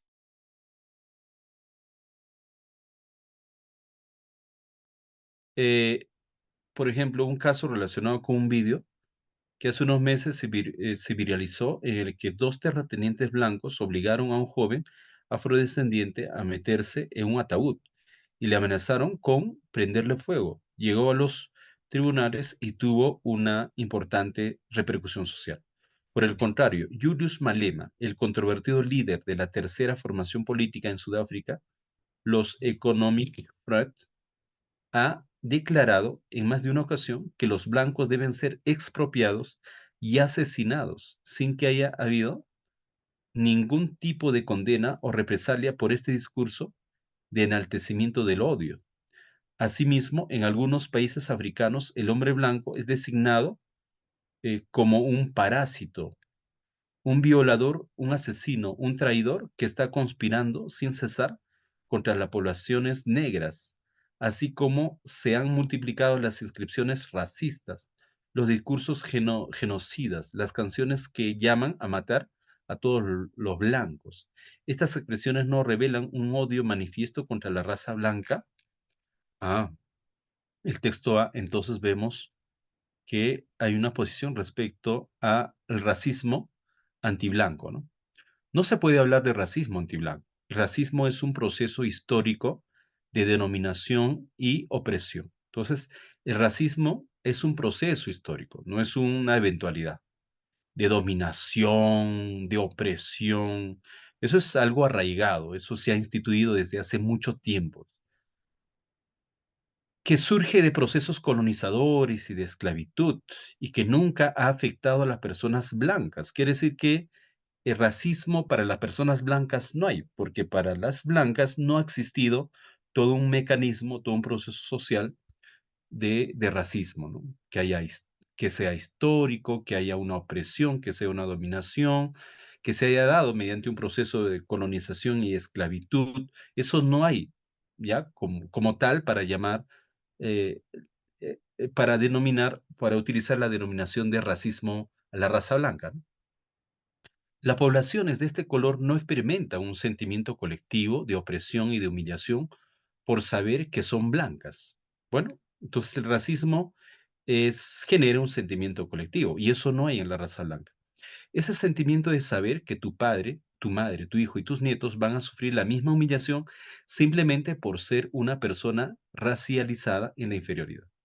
Ese sentimiento no lo experimenta la población blanca. También en países como España, la infra, la infrarrepresentación de ciudadanos racionalizados en las instituciones es una muestra más de la inexistencia de un racismo antiblanco. No existe, dice entonces el texto B no manifiesta que no existe un racismo ya antiblanco. Por ejemplo, en el Congreso de los Diputados, solo 2 parlamentarios no son blancos, e incluso la primera vez que una mujer negra ocupó un escaño en el Parlamento español fue recién hace 4 años.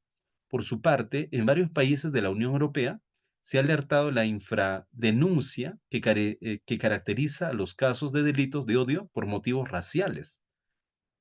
Ya, entonces se ha alertado una infradenuncia, o sea, hay casos de racismo incluso penalizados en los derechos internacionales. No obstante, las estadísticas actuales dan cuenta de la discriminación sufrida por las personas racializadas, no por personas blancas, en actividades tan cotidianas como la búsqueda de empleo, los traslados en el transporte público, su actividad laboral, salir de fiesta, intentar alquilar una vivienda o o una simple conversación. O sea, personas racializadas. Bien, entonces, el texto A manifiesta que hay un racismo a la raza blanca, y abajo menciona que no hay racismo, porque el racismo es todo un sistema ya de racialización en base a criterios como tenía que haberse dado un proceso de colonización y esclavitud, y tiene que haber un sentimiento colectivo, incluso de generaciones en las familias, ¿no? Bien, entonces vamos. El número uno, medularmente ambos textos discrepan en torno a la siguiente pregunta. ¿Cuál es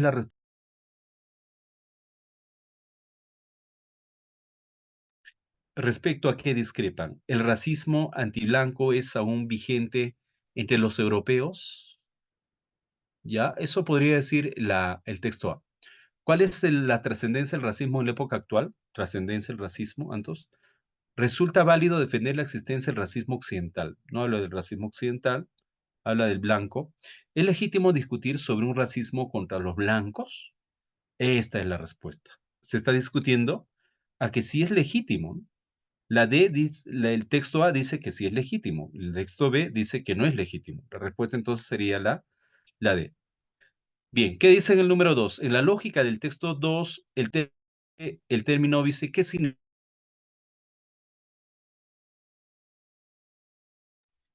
significa el término óbice en el texto 2? La palabra óbice. Óbice es obstáculo, ¿no? Pero, a ver, presión.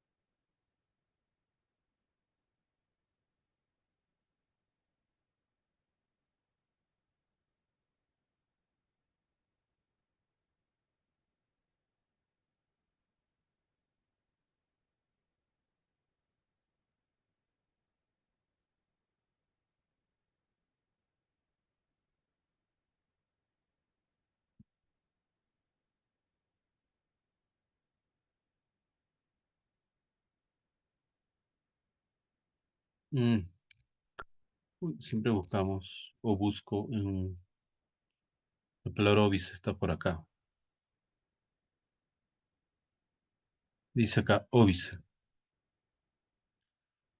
Como una actitud que pueda surgir contra la raza blanca, resulta un óbice para su condena. Por lo general, el hecho de que no se piense en el racismo como una actitud que pueda surgir contra la raza blanca resulta un obstáculo para su condena.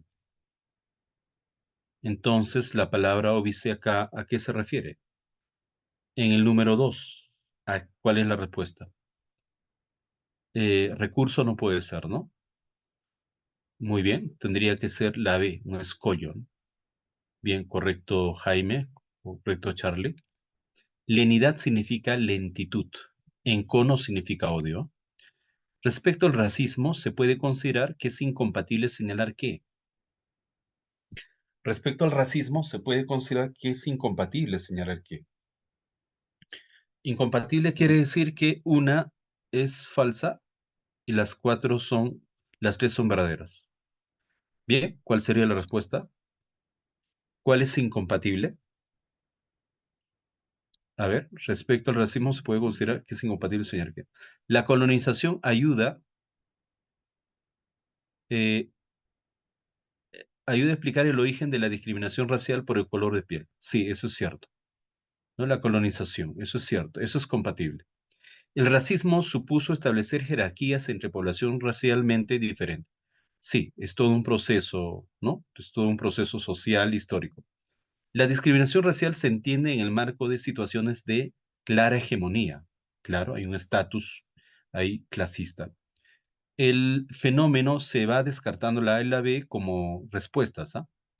El fenómeno del racismo se sustenta objetivamente en aspectos de la biología humana. No tiene nada que ver acá la biología humana. Entonces, a eso no está haciendo referencia. Pero profesor, el racismo, raza blanca. Pero en el texto no está, pues, ¿no? El fenómeno del racismo se sustenta objetivamente en aspectos de la biología humana. El fenómeno del racismo se sustenta ¿ya? En el proceso colonizador, en el sentimiento colectivo y todo eso. Por ello la respuesta viene a ser la D, ¿no? 4. ¿Cuál es la respuesta? De la infradenuncia que caracteriza los casos de racismo en la Unión Europea mencionados en el texto 2b se infiere que,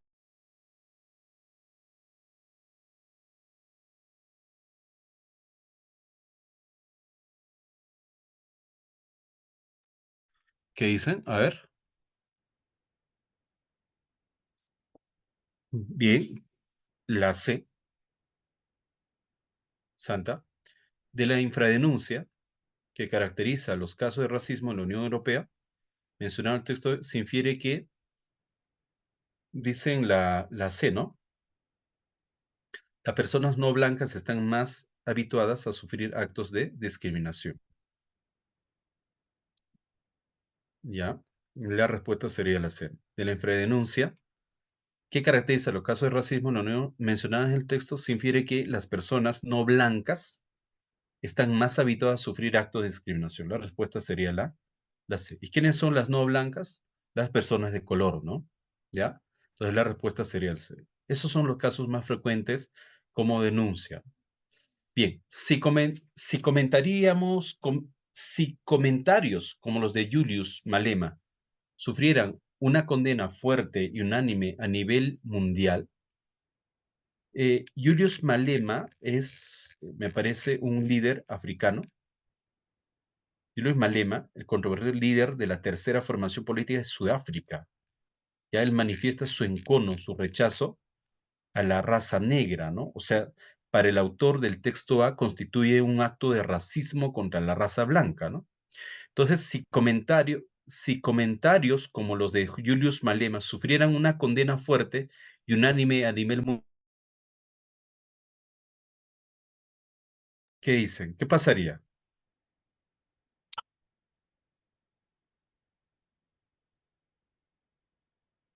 ¿Qué dicen, no? Para terminar.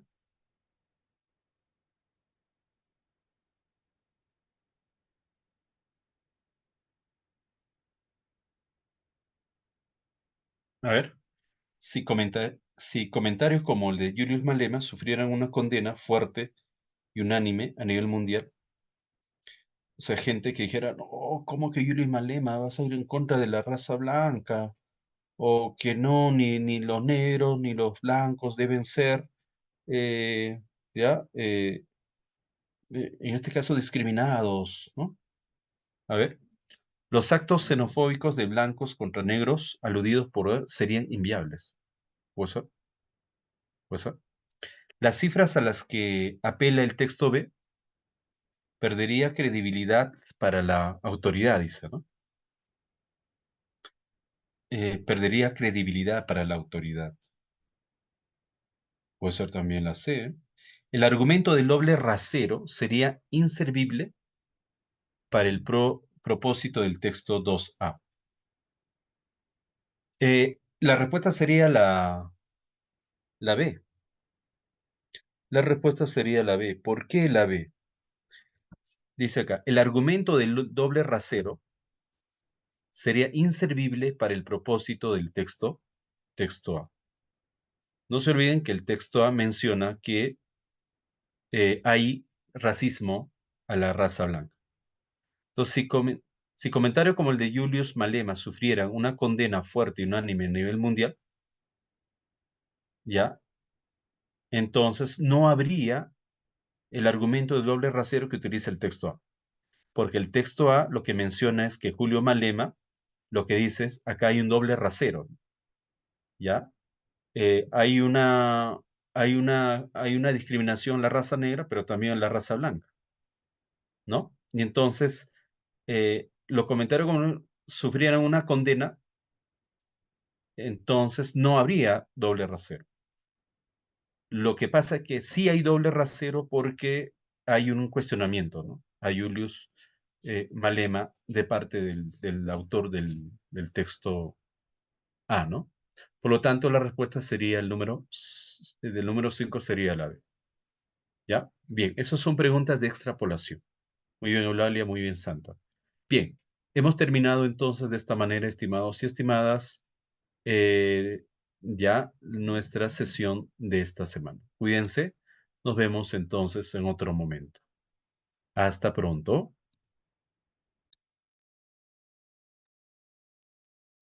Muchísimas gracias, profesor Marco. Excelente clase de esta noche, 17 de julio, a un poquito más o un poquito menos, quizá de un mes y medio.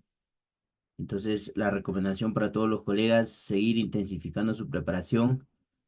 Ya falta poco, disponer adicional a este horario a la que estamos trabajando para que puedan reforzar todo lo que vamos o lo que van vertiendo nuestros capacitadores.